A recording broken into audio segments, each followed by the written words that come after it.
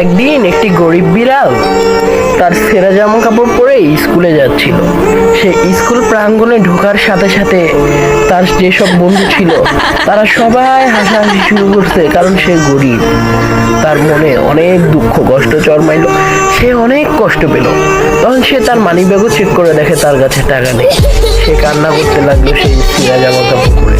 তখন একজন লোক তাকে সাহায্য করতে এসে বলল, তুমি ধ্বংসস্তূপের পাথরগুলো উঠায় নিয়ে আসো, তোমাকে টাকা দিব। আরো কাজ করতে হবে তোমার, যেমন তুমি আমাদের দেয়ালগুলো রং করে দাও, পেন্টিং করে দাও। সে সেগুলো সুন্দর মতো করলো, তারপর তাকে আবার কাজ করাইলো, বললো যাও ইট বয়ে নিয়ে আসো। সে এত কিছু করার পর তখন তাকে এই পরিশ্রমের ফলে কিছু টাকা পেল। সে এই টাকা দিয়ে সে মার্কেটে গিয়ে নতুন স্কুল ড্রেস কিনলো। তার মনটা অনেক খুশি। তখন স্কুল প্রাঙ্গণে ঢুকেই সে তার ওই খারাপ বন্ধুদের সাথে দেখা করলো। তারা দেখে তো অবাক, ও কিভাবে